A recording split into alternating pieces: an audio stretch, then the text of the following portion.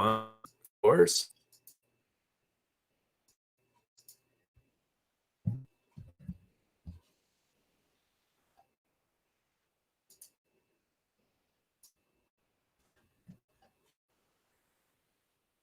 Oh, this piece of crap.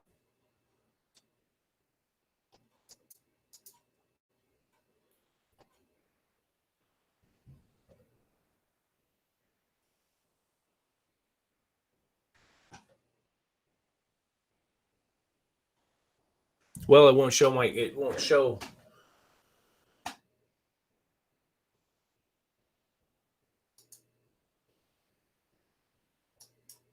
There it is. All right. Sorry. Yeah, it was my fault, I guess. That's what happens when an old man tries to use this new stuff. Okay, I lost a bunch of people. Now it says there's 4 on here. I thought there'd be more. I'm trying to get everybody here so I can show them the books that I'm going to give away. Yeah. I got to turn some of this stuff off. Got things going on all over the place. Can you hear me all right? Is the sound good? Hey, Gene, watch this. See, I can do this. Things are good. If I can figure out how to use this live streaming program I have.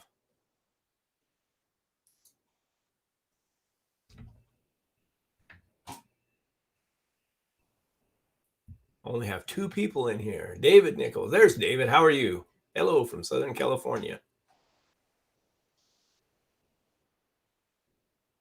Hey, David. Sounds good. Okay, thanks, Blue Dog. Cool. Well, it's working. This is different. It's been a long time. Last time I went live, I just did it through YouTube. This time I'm doing it through this app. It's called Be Live. And I'm not even sure if I like it or not. Hey, Rick, there you are. Glad you made it.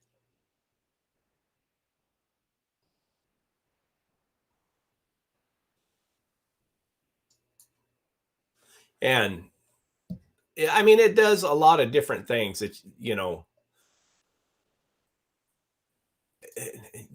can make, like, I can show how hot it is, little thermometer deal.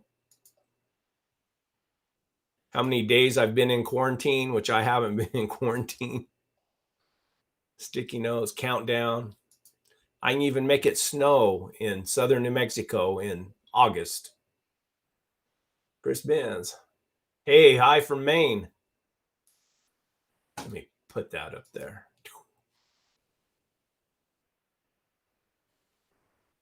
We got 6 guys in here. That's good.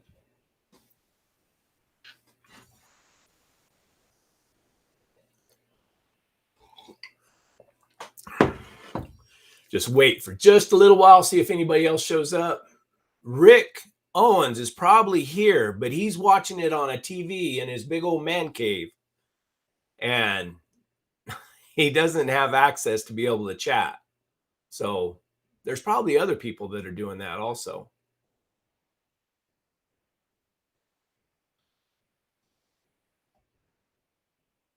Yeah, it is different, David. Oh, I'll hide that one.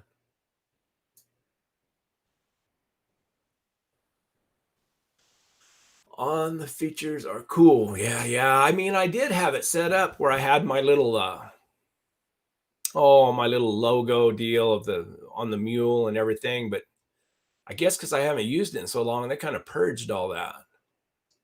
I can do an interview template, Q&A, branding. I don't know. Maybe I should do something like that. Oh, that kind of looks silly.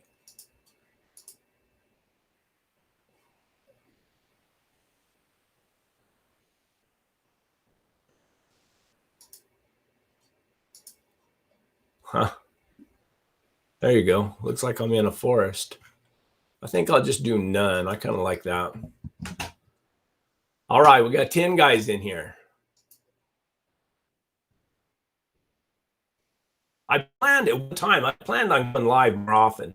Just kind of, I enjoy, I mean, I make videos and I put them out there and I see y'all's comments, but it's pretty cool to sit here and see you write comments in real time. Cole Walton, is there any place you want to hunt? Let me answer this question. Is there any place you want to hunt that you haven't had the opportunity yet? Yeah, I mean, I'd like to go over and hunt in Arizona. There's several places I'd like to go. I'd like to go hunt in the Chiricahuas, down in the Chiricahuas. Any place in southern Arizona down along the border there, I'd really like to hunt. Also, I've hunted Nevada before, but I'm going to go back and hunt there again. Me and a friend of mine, Cody King, are planning on going up there, and we're going to do a little snow hunting and see how that works. And I mean, there's lots of places I wouldn't mind. There's some places in Colorado I wouldn't mind going into. And I've hunted Texas a little bit. There's different places in Texas I'd like to go. Raccoons, not that I know of. Let's see, 8 people. I was hoping for more.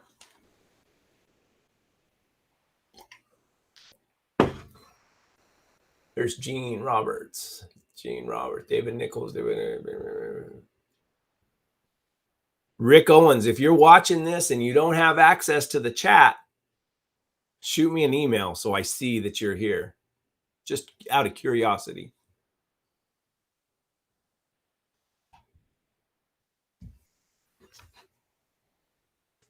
All right. Got 13 here. Tell you the reason I'm doing this is I've got a list of guys who contributed to the channel, to interviews, mainly to my interviews, and other guys who support me through the channel membership. And if you go on to my YouTube channel that has the banner and everything, there's a little blue button where you can join. And prior to that, I had Patreon, and I still have some guys on Patreon. So what I thought, to be able to show my appreciation for everybody who contributes to the channel, I put together a set of books. I mean, books that I really enjoyed reading myself. And these are not my copies. I sent away and bought, I went ahead and bought these. And what I got is, and I said at the end of this month, I'm going to do a drawing. And I'm going to draw for, I got 5 books. One of them was donated from Mike Martell. It's David, and I always screw up his last name, Pigtail. That's the way I want to pronounce it. It's called Bobcat Dog. It's good to read. A lot of good information in there. Next one is Van Johnson, the Houndsman. I really enjoyed this book. A lot of my dogs go back on both sides to Van's old blue dog. Cook, the ones that matter are here. Advance's book, Trained by a Hound Dog. That's a really good book. I enjoyed reading that myself. And one of my favorites is Meet Mr. Grizzly. And of course, the one that was hidden for years and nobody could afford to buy, and then W Supply found a stockpile of them. Brave by Steve Mathis. So I just wanted to do this live to announce that and as you can tell by this live, I am not real good at all this kind of stuff, but there's a on-site or an online drawing machine or whatever. So I figure out how you do it. I'm going to take everybody's name, and you don't have to have been a channel member. You could have contributed. A lot of guys contribute through PayPal.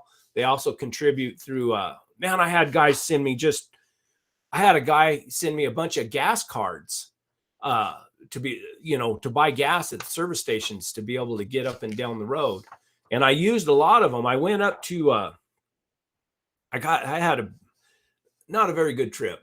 Really. I went up north. One part was really good. I sold one of my mules, and me and the guy, we had a good time. We rode up there in Nevada and everything. But anyway, I was going to interview, and I can't remember his name right now. Jim. Oh shoot, I can't remember his last name. And he got called out on a call, and I didn't get to interview him. So there was another guy on my way back. I called him, and he just didn't want to. He said, I don't want to do it. And so I used some of those gas cards on that trip, and it ended up being, not very good. And then I've got a couple other guys lined up to go interview. I just have to get some time. I've said this on the podcast, and I'll say it here again. The guy who worked for me for 25 years that allowed me a lot of freedom, because he would go do my work for my little business. He retired. He retired this last year. And instead of me training another guy, I've just picked up all the extra work. So I haven't had a lot of time. But like I've said, I got a plan. And I got some things that are hopefully going to happen. I'll be turning 60 November 26th of this year. And I want to make a few changes. So anyway, so these are the books. I'll put everybody's name. However I do that, I'll put everybody's name in that drawing thing, and then we'll have another live. I'm going to try to do it next Sunday night, and I'll do another live, and I'll draw. And the first winner will get the choice of one of those books. Second winner will get choice of the whatever's left, so on and so forth. So yeah, hopefully everybody, I read a lot. I mean, a lot. I always have a book going that I'm reading. And these are some of the hound books that I've really enjoyed. So let's see. Robert, 19, Rick Barnett, you're doing fine. I hope you're doing well, Brett. Keep up the good work. Thank you. That's a Rabbit 1955. Look at that. That's pretty cool. Anyway, we got 19 in here. I hope I'll leave this up on a lot of the times the lives, I don't like to leave them on the channel for people. I put them up, and then I'll leave them for like a week, and then I take them down. I don't know. Do you guys think I should leave it up, or maybe I should this one so other people can see it? I got to get a better camera than this too for my live deals if I was going to keep doing it. This one's just off the computer. Anyway, anybody have any questions?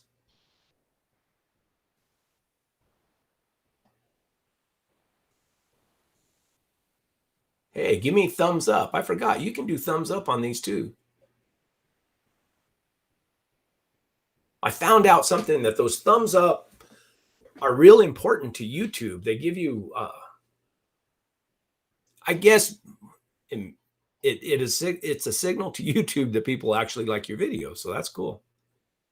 So give me a thumbs up, crush that like button or whatever. My camera is fine. Maybe it's my face that doesn't look real good, Rick.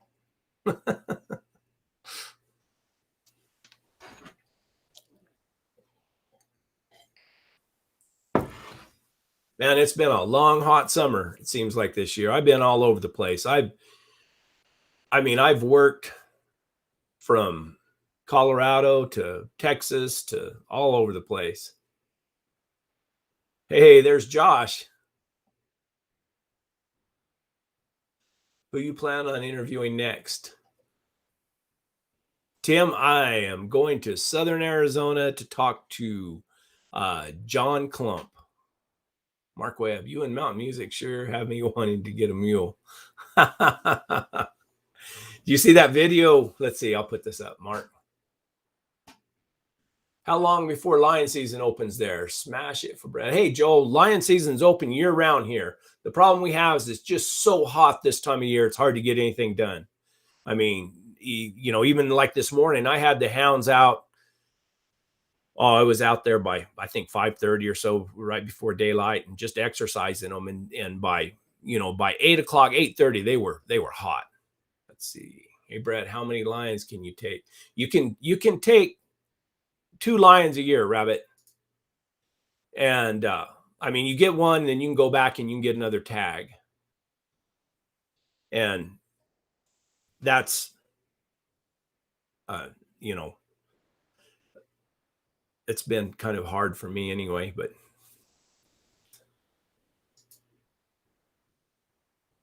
right. Tim Cook, Bobby Coons. Oh, there's 18 people in here now.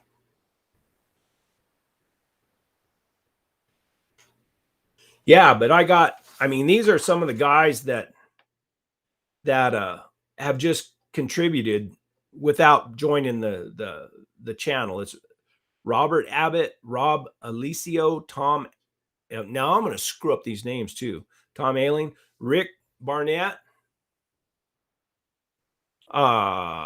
Best Hound Dogs, Herman Betchart, Jake Brennan, Jared Coyle, Owen Dunn, Thomas Ebner, Daniel Edwards, Evan Frazier, Philip Garrison, Doyle Haas, Jake Jarman. That's a good friend of mine over in calls me. I talk to him often. He's where's he at? He's down south somewhere. Cody King, Troy Larimore, Neil McLean, Dave Morris, Rick Owens, of course, Cole Polk, Carson Tate, Joe Fulmer, and Zeke Wilson. Now, these are just some guys that contributed. A lot of these overlap with the guys who are channel members of the channel.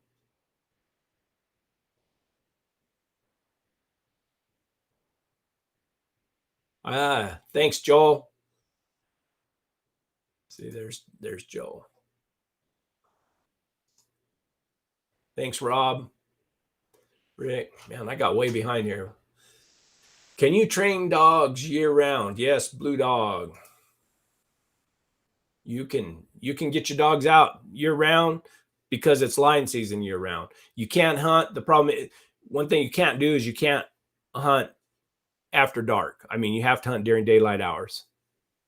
Regular as big game houndsman or big game, you have to, I think, 30 minutes before daylight and 30 minutes after the sun sets. Arizona Houndsman. The interviews are great. Help for training police bloodhound. Oh wow.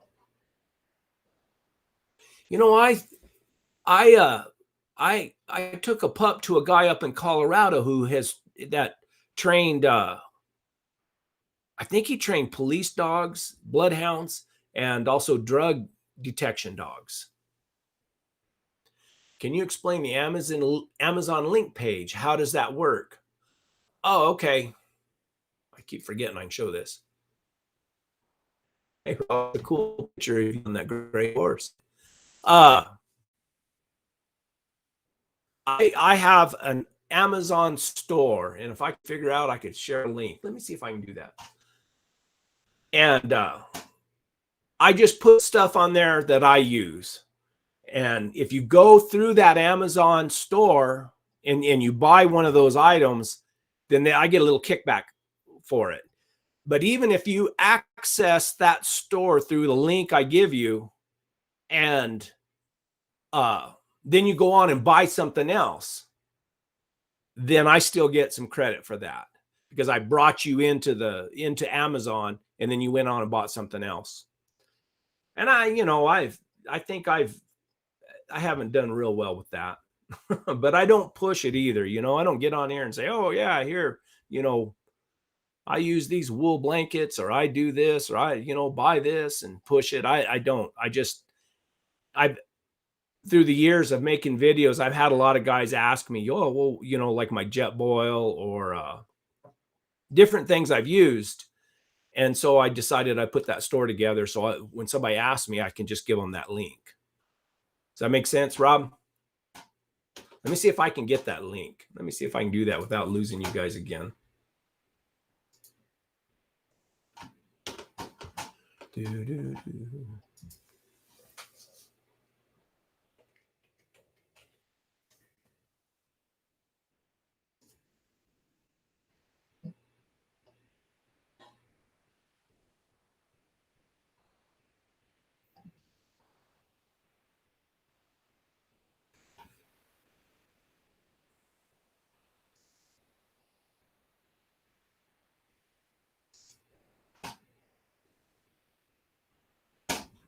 Okay, here we go.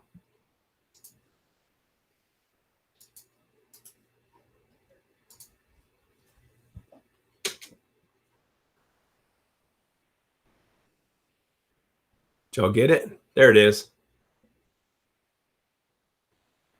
It's not a clickable link for some reason.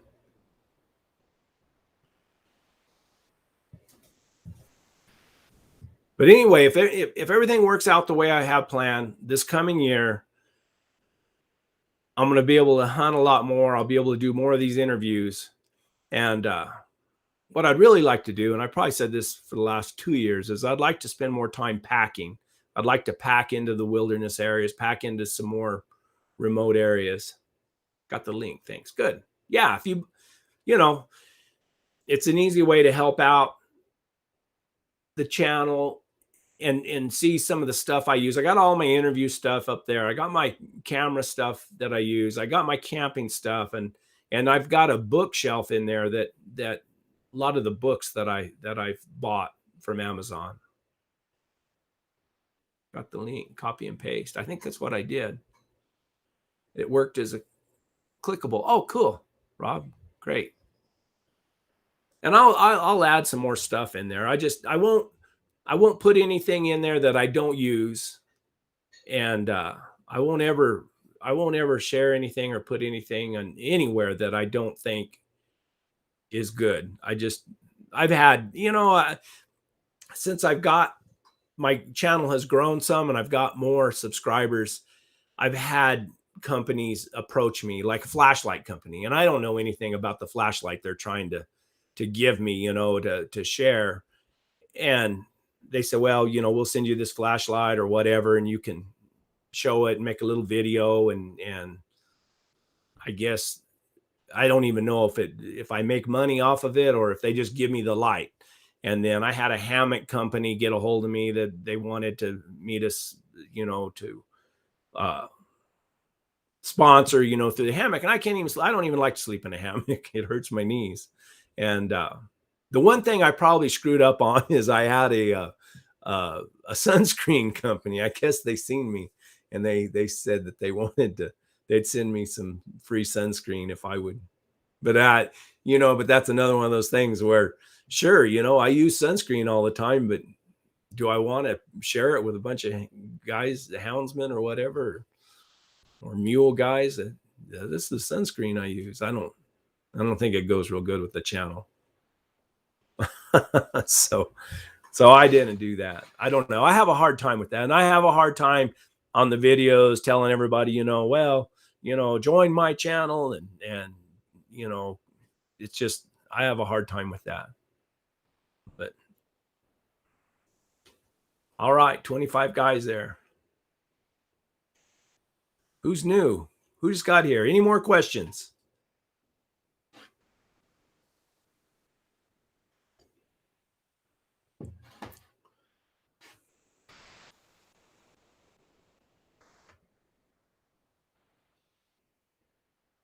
How many of you guys would like to see more packing videos, more videos of me of packing and setting up camps, some remote camps and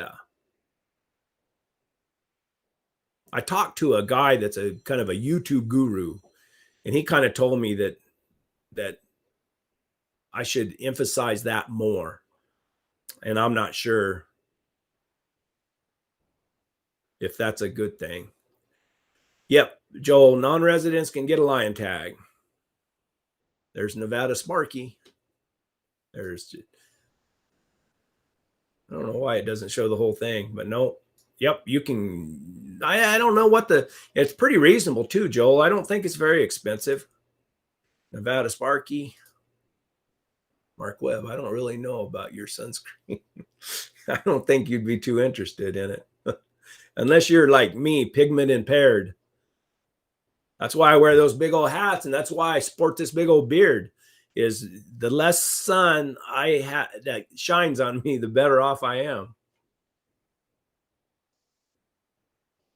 I know, Rick.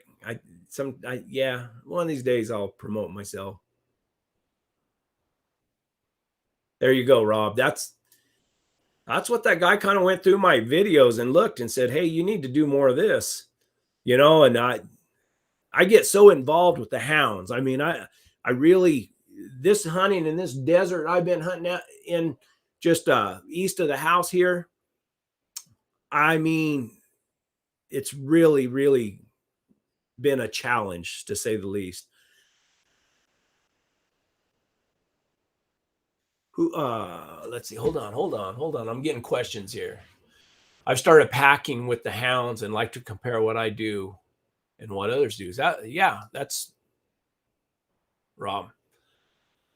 Yeah, I need to, I will. I plan on doing. I love to pack and I love to go into the wilderness. Me and my buddy Juan, we made several pack trips and I made videos of them. And those were back in the day where, not that my videos are that good now, but they have improved considerable since the time I did those.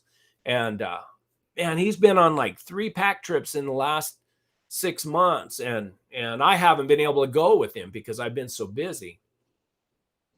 Okay, let's see. Brad Kircher. Hey, Brett, just joined in. Who made your saddle with the kennel slots in it? And also, what would you look for in a hunting saddle if you were having one built? James Morris, saddle maker down the road or up by Caballo, built that saddle for me. It's and we made it. He kind of made it to my specifications.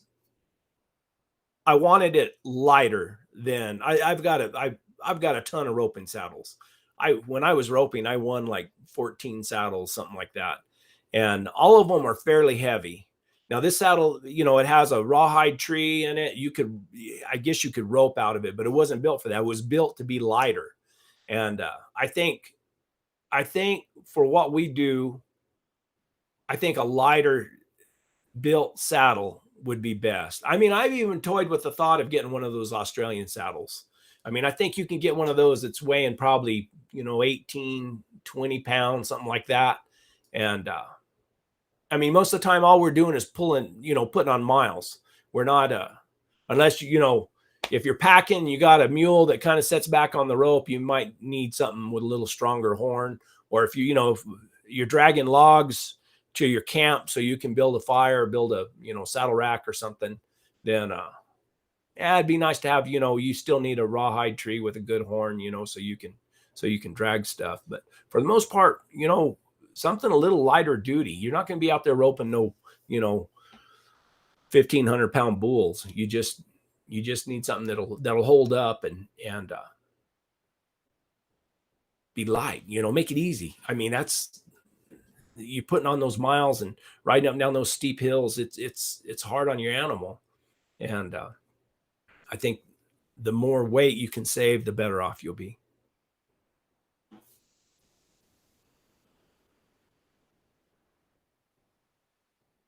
And again, I know Bob's asked me this. Bob, I got several videos. I've done that.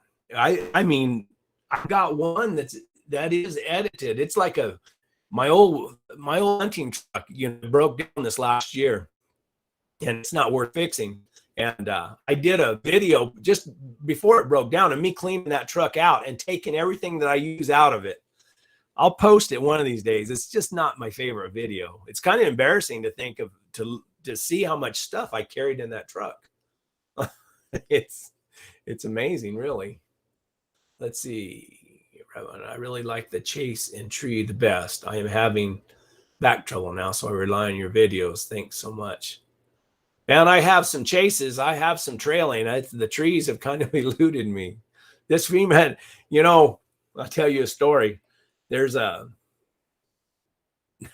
friend of mine down in Texas, and this was last year. I was hunting east of the mountain, and I was trailing that lion around, and he put a little thought in my head. He said, "Man," he said, "I think you're cold trailing coyotes sometimes." I thought, gosh, dang, I got to worrying about that, and that's when I started putting up some game cameras, and I put up game cameras and I trailed that lion, and the video will be coming out. I'm like way behind. The videos I got coming out now are from back in December, January. And I finally put some cameras up and I got pictures of her. I wasn't trailing a coyote. I was trailing that lion. She's a little desert lion and she built like a greyhound, and she's just hard to catch. It's a lot of fun though. It's a challenge.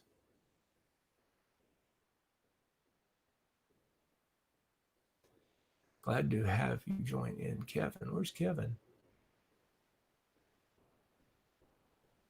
Oh, there.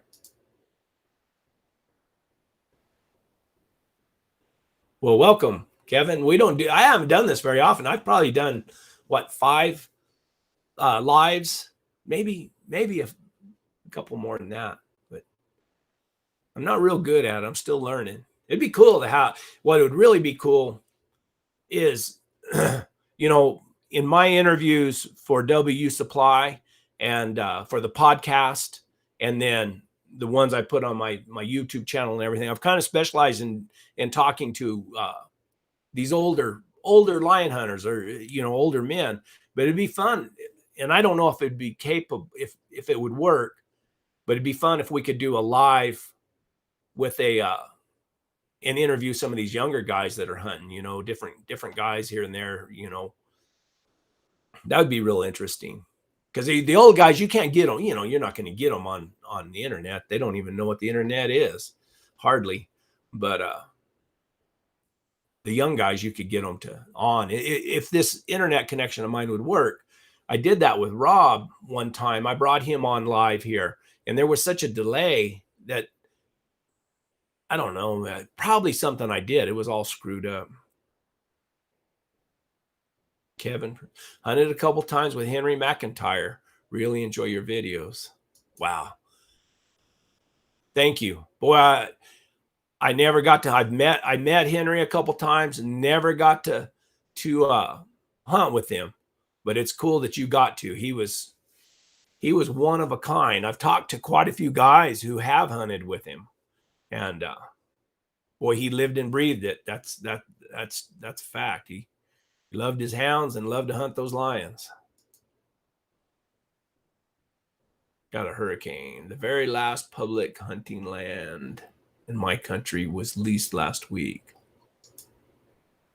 So, Mark, when they lease that, what happens? So you're denied access to it now? I guess so, huh?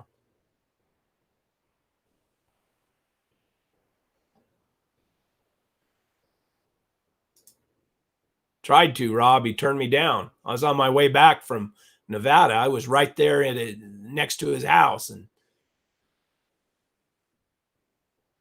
he said no.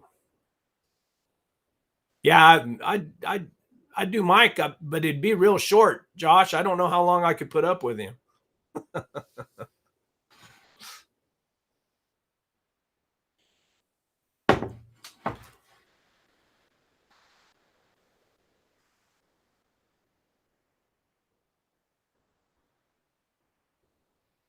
Kevin, did y'all ride a mule, and how many days did you hunt?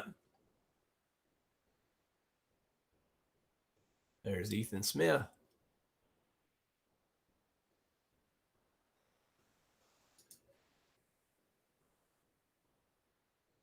That's a shame. So where are you going to go, Mark?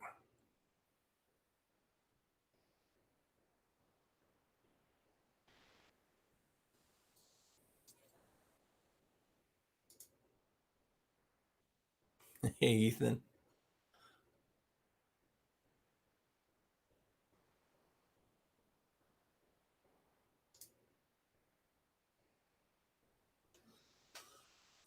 I get busy reading the messages here and forget that I'm running the show.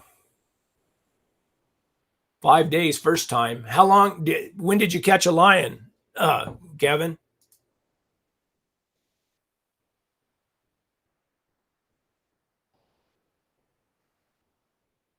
Did you catch a lion each time?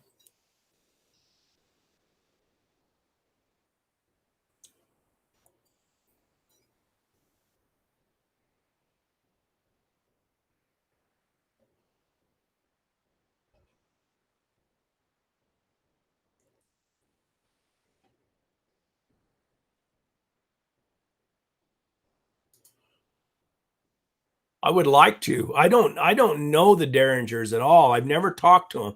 Boy, I've heard a lot about them, and I know quite a few people who've bought dogs from them. And I mean, boy, they say when you get a dog from them, they won't even bark at a bobcat. They are straight lion hounds.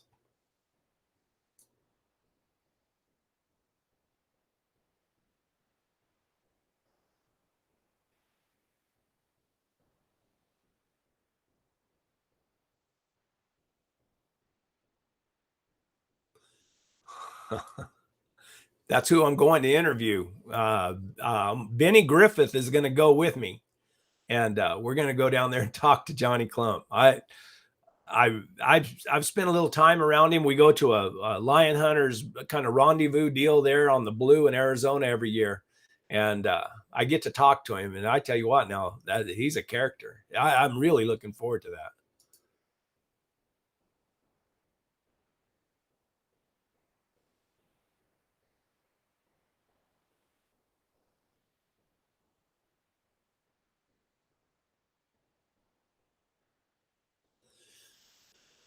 Let's see. Sam Derringer traded dogs back and forth with Eddie Lackner of the 4 Mile Ranch. Excellent dog. I guess I don't know. I've never heard of Eddie Lackner. I know a lot of those guys, uh, Larry Hendricks, Steve Smith. Oh,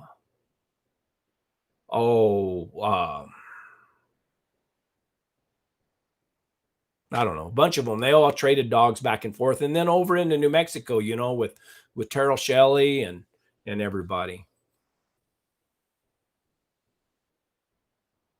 Yeah, and Richard Holcomb.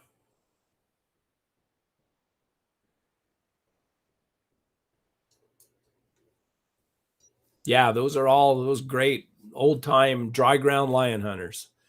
And I'm still working on Steve Smith. I talked to him a few times on the phone. First time he said he really wasn't interested in it, but I don't know if he totally understands what I'm talking about. And a lot of that, maybe I can't get him on camera, but maybe I can at least go visit with him and record the audio for the podcast. And that way, we still got their story. That's what I'm really after. I like to hear their story, how they got started, where they came from, what kind of dogs they get started with. They start out with good dogs, and if not, how did they go find their good dogs, and just stuff like that.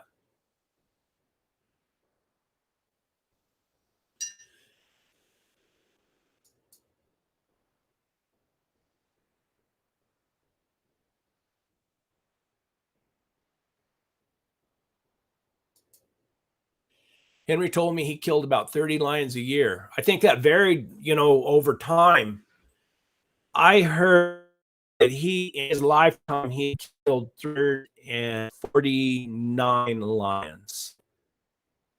I think that's, but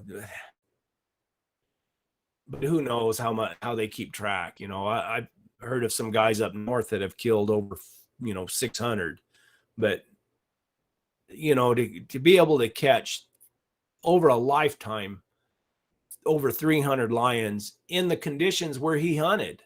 I mean, that is unbelievable. I mean, I think that's a feather in your hat. To do that, you have to just devote your life to it. You just have to stay out there. Let's see. Do you keep trying? Let's see. Do you keep trying to trade and get better dogs, or you just keep what you have and breed those? I have traded for some other dogs from time to time. And the dogs I have, the dogs that came out of my old slow dog, and then Bo and Susie and the Lily dog I had. I mean, that's years ago, and they're all gone now. But they made excellent lion hounds. And there's young guys, that have the same line of dogs that I do, and I keep track with those guys and to see, if I'm missing something. But so far, I mean, my dogs really cold trail. I mean, they were really, and I think because I have made them suffer and exposed them to these tough conditions for so long now, that they they probably have developed more nose than a lot of dogs would. But I always think there's something missing until I catch a lion, and then I watch how they move the track on a hotter or overnight track, and I'm always surprised. You know, I always think, you know, if you watch a lot of my videos, it kind of looks like they're standing on their heads. It looks like they're not moving the track, but and I know a lot of guys, I've had guys tell me things that they don't believe my dogs are trailing that old of a track. But I trailed through a camera and I was 36 hours behind the lion. I mean, so that was proof, you know. So 36 hours behind a lion, you might not even shoot, he might be down in Mexico by then. Yeah, Kevin said he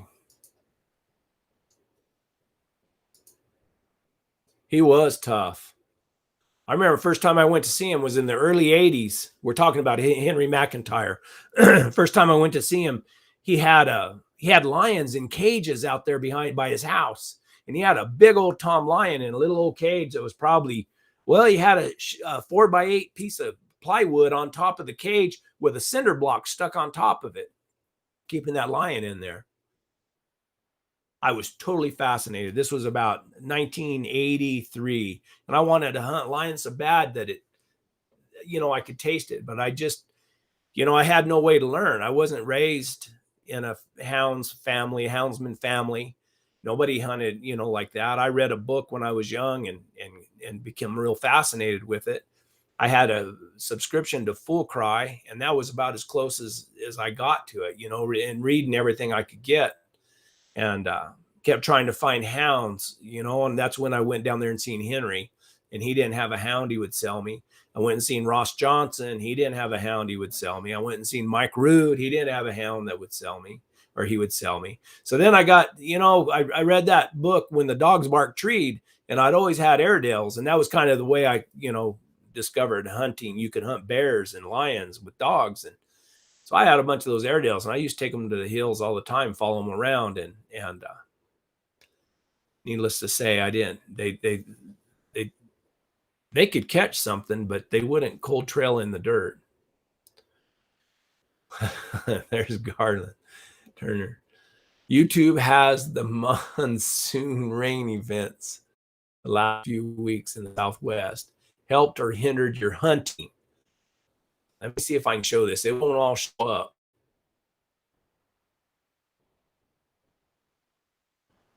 It'll help my hunting in the long run. Garland, they say that matter of fact, Henry McIntyre that Kevin has been talking about, Kevin and I have been talking about, he said, you know, no sense in even going out until 3 days after a rain. So, you know, when it rains or right after a rain, it doesn't help any, but it, over a period of time, it freshens up the ground. And if you get that ground that has just like a little crust on top and there's moisture underneath, I believe that holds scent real well. Now, I caught a big tom up there on Mineral Creek, and it had rained, but it stayed overcast and what I call heavy. You could just, you know, the clouds were real low and it was heavy, and you could just feel that you know, the conditions were perfect. And we ran that tom, and they ran him, you know, those dogs. Booger was in on that, and I had Lily, and Solo was the one who started that lion, and they ran him like a jackrabbit, ran him right through some guy's camp. So a man that was camping up there with his wife in a little old nylon tent, and I've told that story before, but we ran that line, or they trailed that lion through that guy's camp, and then they ended up catching him way up the creek there, and he was a nice tom, and I shot him, and I didn't make a very good shot. I shot him, and he jumped right when I was going to shoot, and I shot him kind of far back. He jumped out of the tree, and the dogs rode him down the mountain, got down in the creek, and he died down there.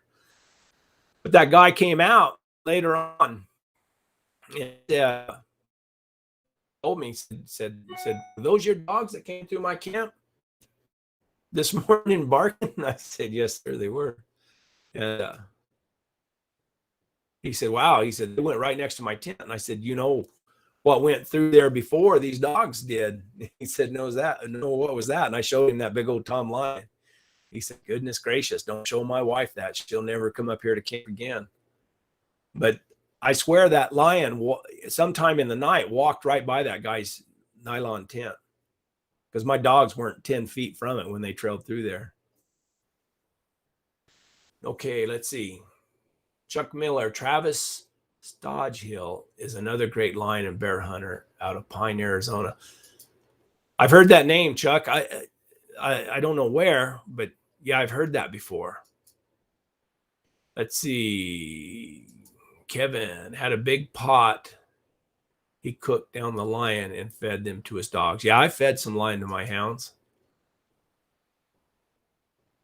Had a big picture of Tommy Lee Jones with him with a lion at his house. I've got that picture.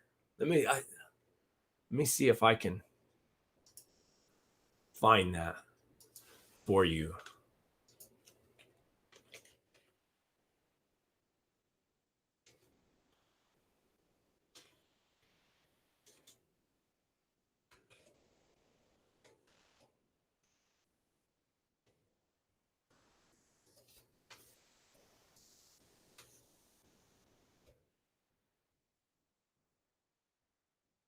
I got that picture, Kevin, here somewhere. I got a lot of Henry's pictures here.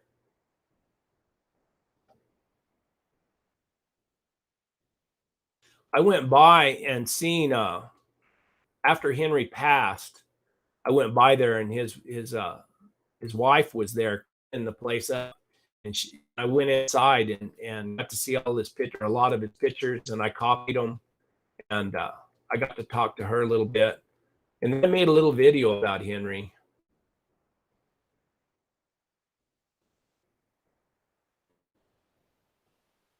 Let me see, I got it here somewhere. No.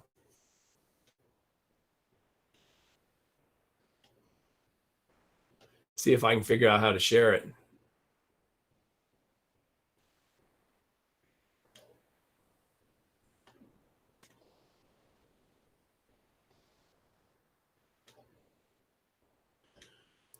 I posted that picture on Facebook, and I had some guy get mad at me telling me how liberal Tommy Lee Jones was.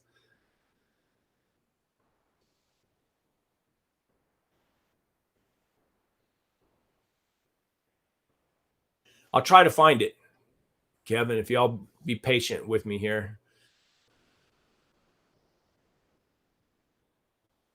I let me show the question. This makes it easier. This Kevin asked, how about the boy he raised? I had one guy get a hold of me that said, I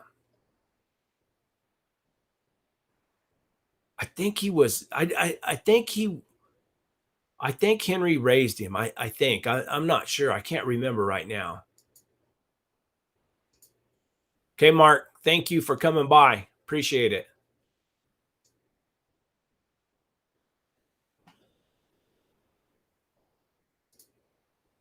I bet he was. If he was around Henry, they said Henry just was a heck of a houndsman, that he was really good with his hounds.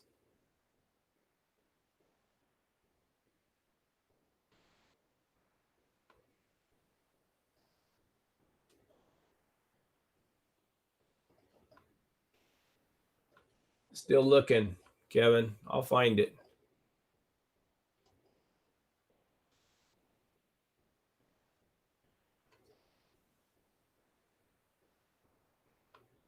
Lots of lions.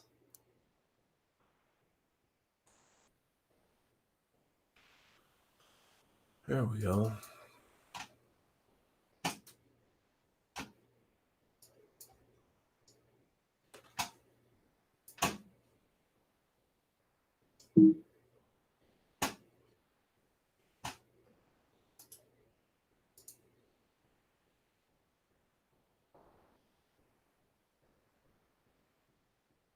do some what?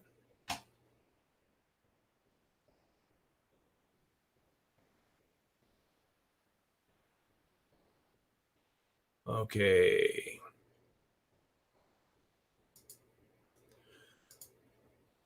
For sure, rain helps. Grass grows. Yep. Bow hunting soon for deer. So I'll watch for lion tracks. Yeah, keep your eye out. I got to go gather up cameras next week. I've had those cameras out for like 4 months, and I want to get them out before the deer hunters get in there because I don't want to tempt them. Steal one of my cameras.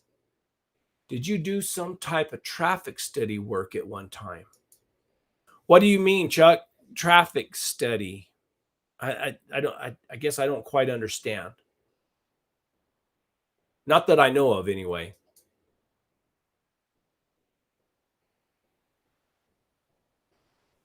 Let me see if I can get this.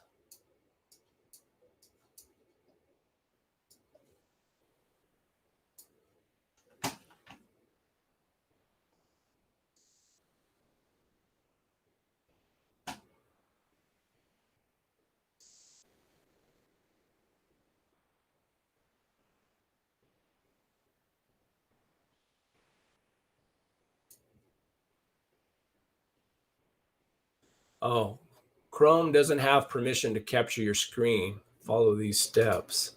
Oh, geez.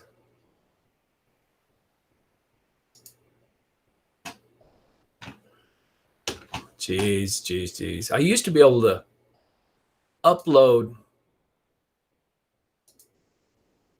media. Oh, here we go. Upload. See, that's what's wrong. They haven't given me my standard license for this app that I'm using, so I can't share it. But I'm sitting here looking at Henry, and this is for Kevin. There's a young man in the picture with a cowboy hat on. There's a lion right up above him, and Tommy Jones is right to the right with a pair of chaps on. I've got like 3 pictures of that.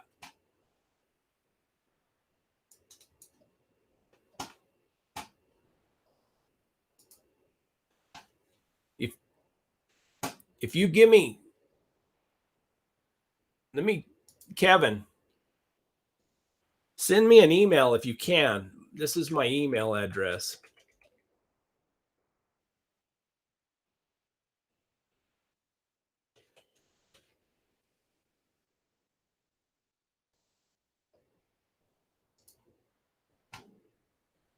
Send me an email and I can send you these pictures.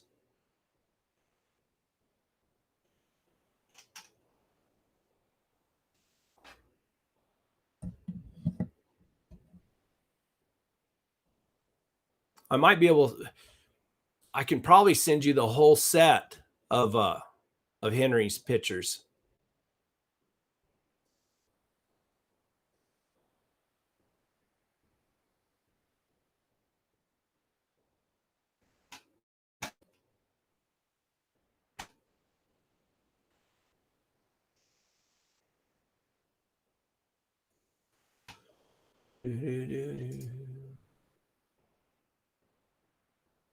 All right, guys.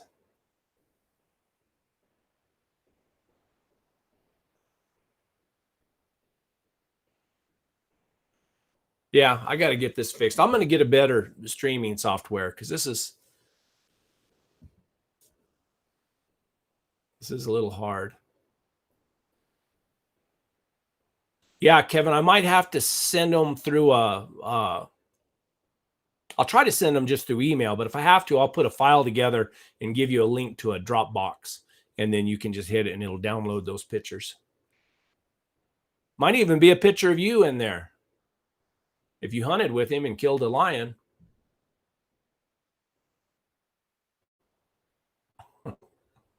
Marlon.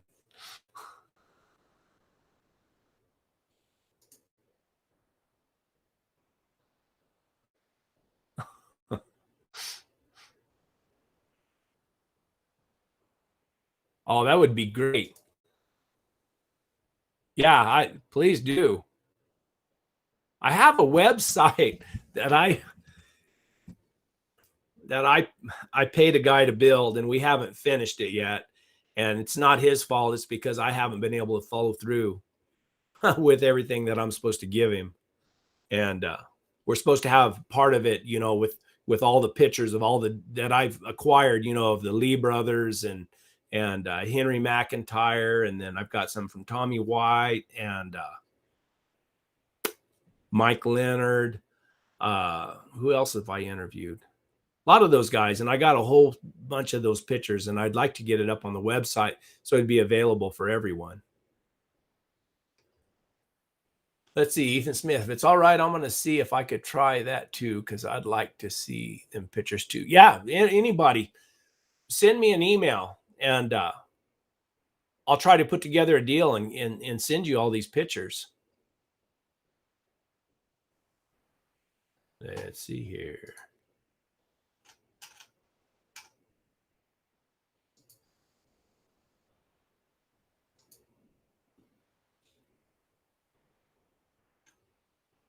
I haven't got it yet, Kevin, but it's wherever emails go when you first send them, I guess. Anyway, we've been at this for about an hour now. I got a thumbs down. Somebody gave me a thumbs down. What did I do wrong? It's all right. I got 21 thumbs up, so probably my wife in the other room gave me a thumbs down.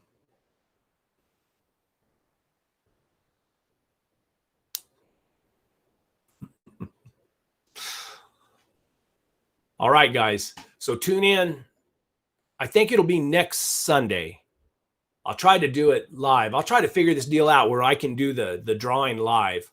And you don't have to be present. As long as I know, as long as you're a member and you've contributed and I have some way to get a hold of you, then I'll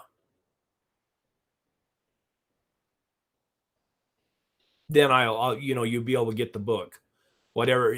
But the biggest deal is I'll tell you, someone that you won and what the choice of the books are. And that way, if you've already bought the Brave book or you already have Meet Mr. Grizzly or Trained by a Hound Dog or whatever, you can pick one of the other books. And if you have all of them, then I don't know, we'll figure out something.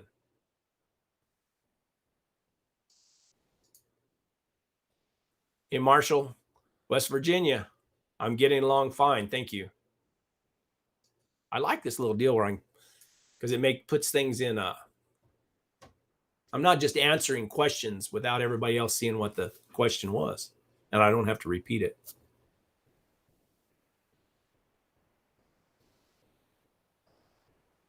Oh, there we go.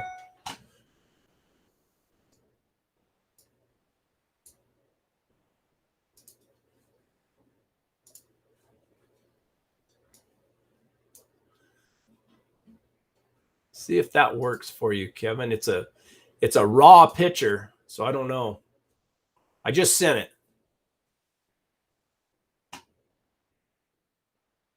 Let me know if that worked or didn't work or.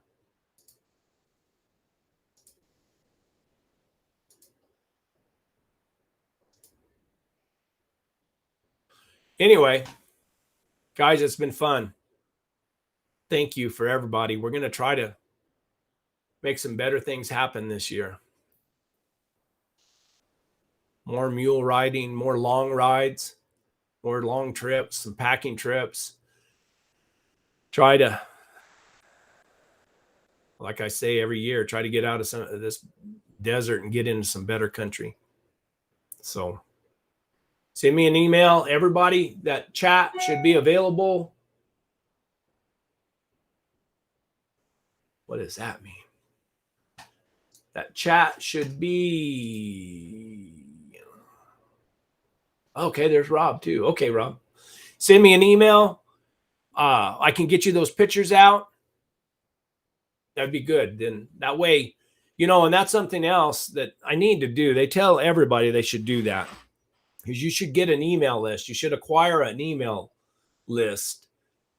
Because that way, you know how YouTube is. I mean, I could say something or post something that they don't agree with, and I could be gone. They could just look what they've done so far. And I mean, if you talk about the Coholio virus the wrong way, they'll kick your channel off. You know, if you talk about taking alternate, I don't even want to say the word, alternate medicines for the Coholio virus, they'll kick you off.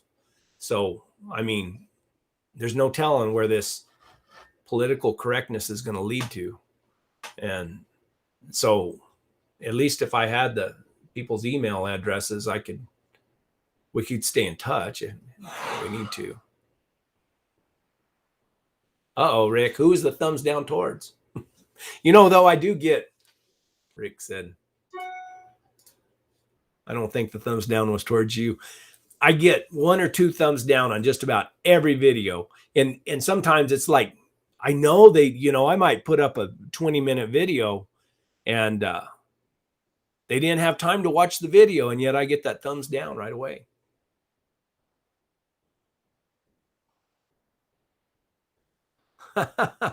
Yeah, David, the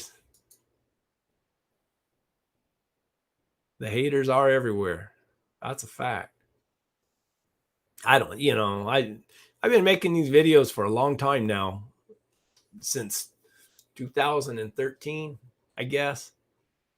And it doesn't bother me really. I get some pretty bad comments from time to time, but when if they're using foul language or they're, real insulting, I erase them. But if they're just criticizing, something, like my dogs or anything, then I try to explain to them, or, what we have to go through out here. And it's just, I've been around long enough. I don't really care. Thanks, Joel. There you go. All I can say is, let's see, all I can say, let's see, let me go through this one, Rabbit. All I can say is they don't know what they are talking about. Your videos are great. Thank you. Yeah, I appreciate that, Rabbit. I try. It's like the only creative thing I can do. And I enjoy trying to figure out how to film the hunts to keep them interesting and to show what it's really like out there and to show the different aspects of it. And then also, trying to get different shots of what I do. And it's real difficult because I'm riding a mule most of the time. So, and I made that one video, one man band, that was kind of, it's just a one man band. I have to set up cameras, pick up cameras, and do everything. Let's see. All I know, I don't think this will show up. Oh, I know it ain't about lions. How long did you run coyotes with staghounds or greyhounds? And you probably already answered this, but why you give it up? And was it effective? It wasn't as effective as I wanted it to be. Because we don't have as much open country here where I'm at. And so what I had to do, it kind of evolved into calling the coyotes in and then running them with the dogs. And I ended up, of course, just the way I hunt lions, I ended up doing it on horseback because that's what I like to ride. I mean, I like to ride through the country. I like to put dogs on the ground and ride through the country. And that's how I caught a lion. I caught that lion on the ground as I called her in. But anyway, I would get into some good, some places where there were some big open areas. And I used before Fox Pro came out, I had a remote collar that I built with an Azaden remote mic, a Johnny Stewart converter collar, and an MP3 player. Dang near took a wheelbarrow to get it out there. But and then I got that well, first I had a different kind of wild, it was a remote collar. It was before Fox Pro. I can't remember the name of it. But then I got the Fox Pro. And I started trying to learn how to set up like ambushes. You'd take the collar out and set it up in an area, and you try to draw those coyotes across an open area where those dogs would have a chance at them. And what kept us from being so successful was not that I couldn't get the coyotes to come in. It was that the coyotes avoided open areas so much, and that it was hard to lure them out into an open area. But I did. And the easiest place was when I went down close to the Mexican border. Those coyotes, they were pretty thick down there, and they were kind of dumb. And then early in the year, you got those young pups, and they're pretty stupid. So that would work. But it's still, but I was a lot younger back then too, and I would load dogs up and go out at night with a spotlight out on the alfalfa pivots out here in the Uvas Valley, where they have they've got a lot of farmland, and there's a dairy there, and there's a ton of coyotes out in that country. And I used to I did everything in the world trying to catch coyotes. I mean, I spotlighted them, or what they call lamping. And then I would set up that collar. I would set up that collar on a road, and then I'd drive away, and I'd drive around, make a bunch of circles or whatever, and then come back real fast with the spotlight and spotlight eyeballs out there, and jump those dogs out and let them run those coyotes. And I caught everything under a spotlight. Or no, I caught everything that way. I caught a lion, I caught badgers, I caught foxes, I caught coyotes. I never caught a bobcat that way. And but yeah, I was younger and I didn't need as much sleep back then. So I'd do it at night, and then I did on horseback. I still think, in the good areas, Nebraska, Kansas, Oklahoma, the Texas Panhandle, all those places where those really, really good stag hounds come from. Iowa, I think they have some good ones. And those guys who drive around, they drive those section line roads, and they get to, and those guys up in Idaho do it too. But they get good drops on dogs, and just a different, that they're a lot more successful, and they got a lot more coyotes too. We got plenty of coyotes, but they get in that greasewood and in that thick country, and you can't hardly run them with stag hounds. Jack W., good show. Enjoyed every minute. At 82, I still have run 5 dogs. Oh, wow, that's great. This is Jack. Thank you very much.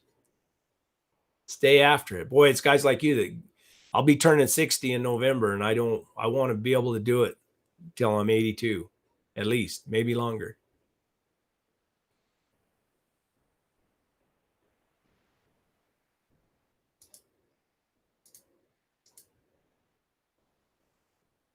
Oh, boy, Joel.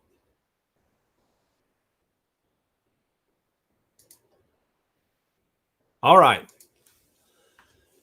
There's Ethan. I got his email, Ethan.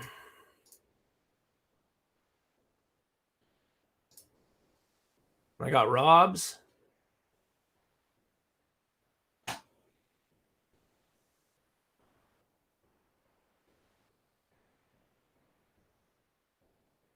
Okay. Rob says, I think that's why I enjoy your videos so much, combining horses, mules, and hounds. I got to listen to my hare hounds run a snowshoe while horseback both days this week, and that's cool.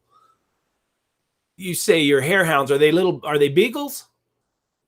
I think they barely shoot one. Dead hare don't leave tracks. That's true. Rarely shoot one. Dead hare don't leave tracks. It's all about the hounds. That's a fact. That is a fact. Rabbit, here in Indiana, let's see. Here in Indiana, they run with greyhounds and then turn the big hounds loose to catch. I know I talked to some guys out of Amarillo that have bred the same line of running walkers for like 50 years. I mean, and they're 2 brothers. They're older men, and they compete with each other from what I understand. And I talked to one of them on the telephone, and I had this idea that maybe if you could get some of those good running type dogs that were bred for running coyotes, that you could run some of these coyotes in this country. And they told me that it could be done, but not consistently. that they've hunted all over the place, and they said that our conditions are so tough that you just can't run coyotes by scent and fast enough to catch them in this country. And then I had a big old Appaloosa. We called him an Appaloosa dog. And he was a crossbred greyhound, staghound. We called them wolf dogs. And he would use his nose, and he could trail a coyote just fast enough to just keep pushing the coyote. The coyote would just stay out in front of him, never get tired. And he never could run fast enough with his nose, with the scent, to be able to overtake the coyote. And it kind of got frustrating sometimes, because you knew he was trailing a coyote. He didn't open up or bark, like scent hounds do, but he would trail that coyote. And we sat there and watched him. One time I was further up north. We watched him in the sagebrush and set up on a hill and watched that coyote just stay right out in front of that dog. He didn't care. He was just staying away from him. Yes, but not true beagles. They average 16, 11, here you go. Yes, but not true beagles. They average 16 to 20 inches tall. True beagles are under 15 inches. I know a lot of guys who have bred beagles into their lion hounds, Rob. And matter of fact, up north, I think it's that Dwyer, Becky Dwyer and Cleve Dwyer. They have beagles that they run. They have straight beagles, and then they have some, I think they've bred into their lion hounds. And I tell you what, from what I've seen, watching the way beagles trail, I've never been around beagles, but from watching the way they trail, that might be the ticket. And I heard of a half beagle being sold in Arizona. This has been 15 years ago, that sold for a ton of money as a lion hound. And I guess, you get the right ones, right line, or whatever, they'll tree.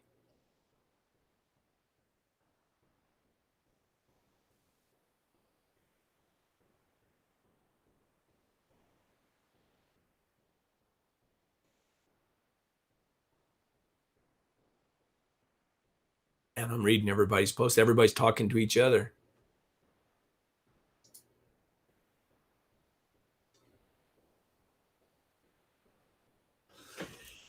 Rob, one of these days you got time, you need to just come out. Bring your horse, bring your pack equipment. We'll go into the wilderness.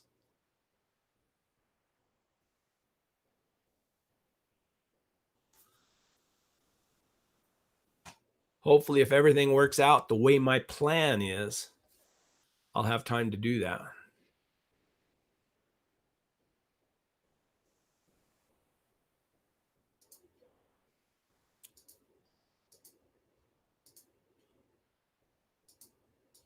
Anybody else that wants any of these pictures, send me your email, or if you just want to be on the email list. I don't send out, I'm not one of these guys that sends out a daily email trying to sell you something. It's just something I can put back, and I'll have contact with everybody.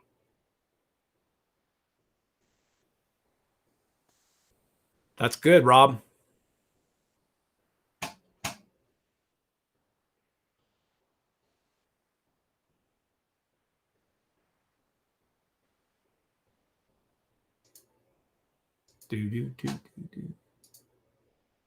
All right. Let's see. I got Ethan's email. I got Kevin's email. And I got Rob's email.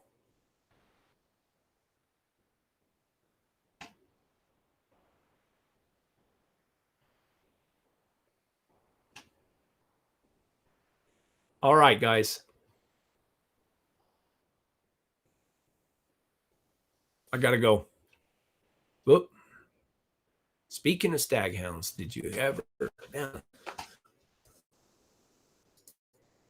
Speaking of staghounds, did you ever get a chance to meet Dutch Salmon? His book, Home is the River, is one of my all-time favorites. Yes, sir, it is. Mine too. I've got most all of Dutch's books. I hunted with Dutch several times. Matter of fact, one of the places that he came and they had that, whatever that competition they have, was one of the places that I had showed him out here in the Uvis Valley. And yeah, Dutch and I were kind of friends. I got a funny story to tell about Dutch. We went out one time with our dogs to try to catch a coyote, and we were sitting there, and I was calling on a call, and we had a big old coyote come in, and we had our dogs on leashes, and I didn't know, I didn't know what the rules were or anything. I didn't know we had any rules. And man, I seen that coyote come in, and I slipped my dogs and let him loose before he could let his dogs loose. And he kind of got angry with me. He kind of thought that was cheating.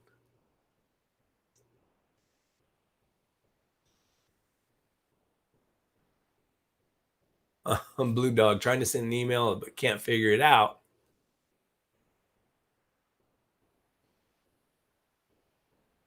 Let's see.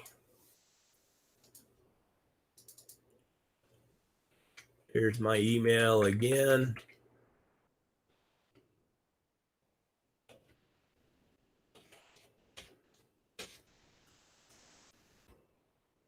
What months are, let's see, Joel says, what months are best for hunting your area, Brett, for a non-resident who is interested? Yeah, the best month is probably anywhere from January and February. You get up in the higher country, and I've never done it, but they say April's real good. And the rest of the times we're not allowed to have our dogs in the woods or out in September, because that's when the bow hunters take over, and they're hunting their elk and their deer and everything like that, and they don't want hounds in there. And and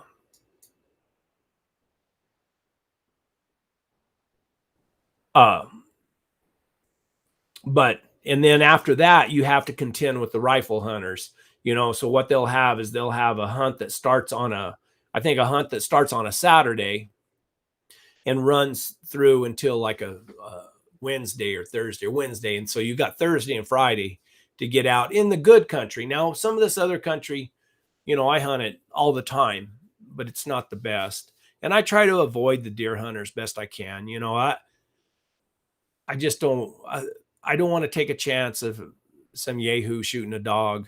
And not that it's that big a deal. We got lots of country, and you don't really run into them very often. But if you get up in some of that good country where those guys, they finally drew a tag for 16B or 16C, one of those real popular areas for their deer, for their elk, you kind of hate, not that the dogs are gonna, they're not gonna run the deer out of the country or anything, but maybe they'll mess up a stalk, or they'll get in their way, or they think they're getting their way, and I just don't want to take that chance. I try to avoid them best I can. So and then you get all the hunters out of the woods, the second week in January. So you got January, February, March, and you can hunt up into April, maybe moving a little further north. Let's see, my dogs run down a 52-pound coyote. That's a huge one, and chewed on it until I got there and put an end to it with a 22 pistol. Had my vet help me skin it, and another fellow sewed it up and tanned it for me. That's a big old coyote. Do you think it was crossed with anything or straight up coyote? I killed one. I caught one. I called one in and caught him, and I bet he weighed 36 pounds, maybe. He was a big old coyote, big. And he didn't care much about running hard from my dogs. He almost like he wanted to fight them. It's on its way. I'm born 100 years too late. Technically kills me.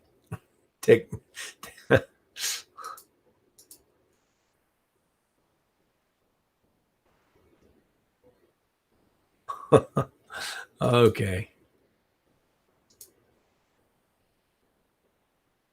All right, guys. 79 minutes here.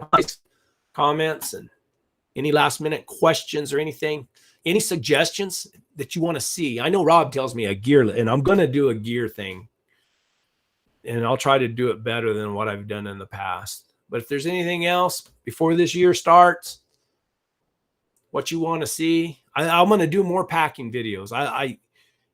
I really want to do that and get out more and do not a long ride, like they call a long ride, for 1,000 miles or something, but I want to do some longer rides where you stay out, 3 or 4 nights and see some different country. I bet it was, Jack.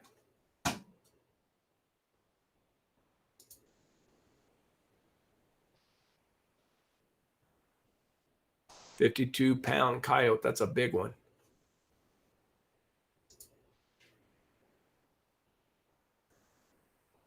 All right, guys, thank you. I'm going to shut this thing down now. I got to go. It's 5:30. I got to go feed hounds and mules and do my chores. So thanks, everybody, for stopping by. Appreciate it. All the members of the channel and the guys who've contributed to the channel. We'll get that drawing done. I'll try to figure out a way to do it live. I'll have to get another app to do this so you can screen share and shoot, we'll go from there. And I'll get these pictures sent out to the guys who sent me emails. So thank you, guys. Have a blessed Sunday.